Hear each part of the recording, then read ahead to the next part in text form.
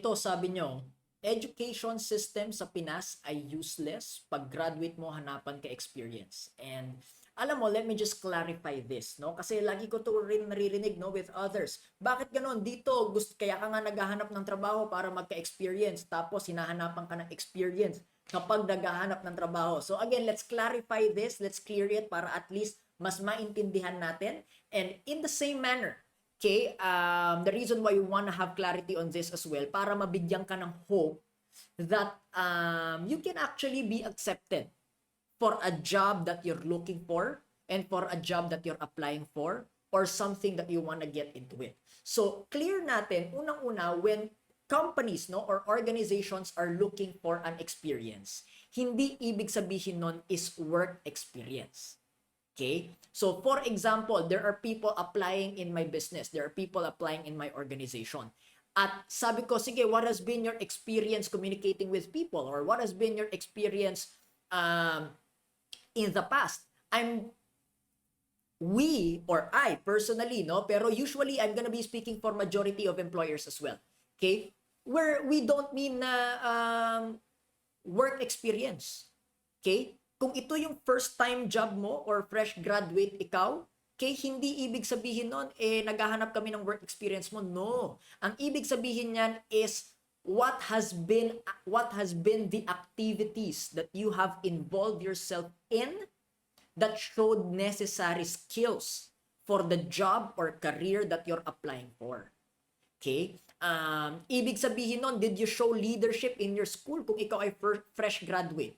Okay? Have you led a team and built a project in your school?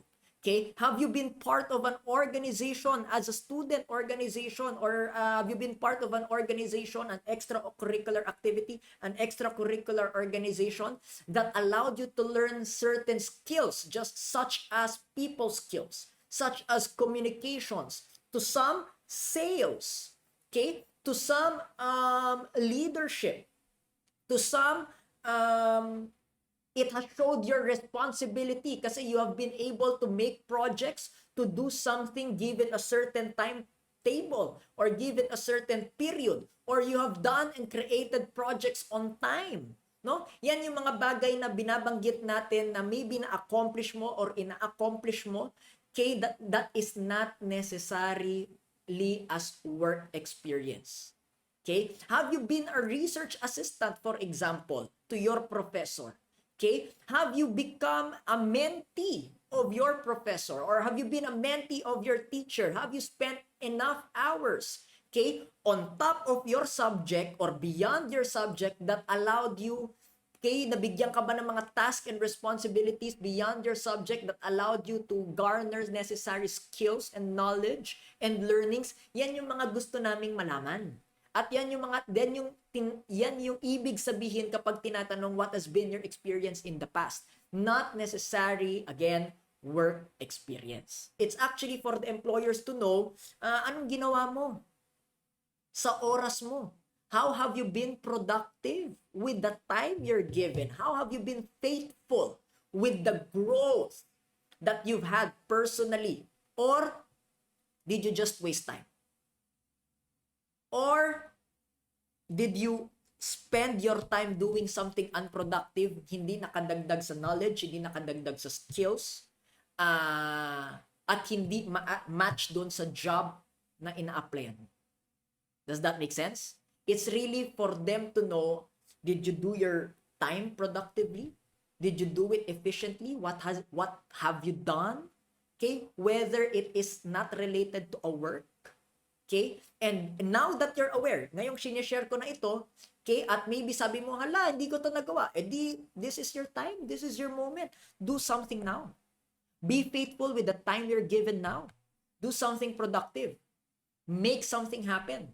Okay? Para kapag tinanong ka, the moment you apply, or maybe pag tinanong ka while you're applying now, pwede mong sabihin, ito yung mga tinry ko, ito yung mga nagawa ko, ito yung mga, it may not be a big success, but at least I've learned something from it. And this is what I learned. Yun ang importante.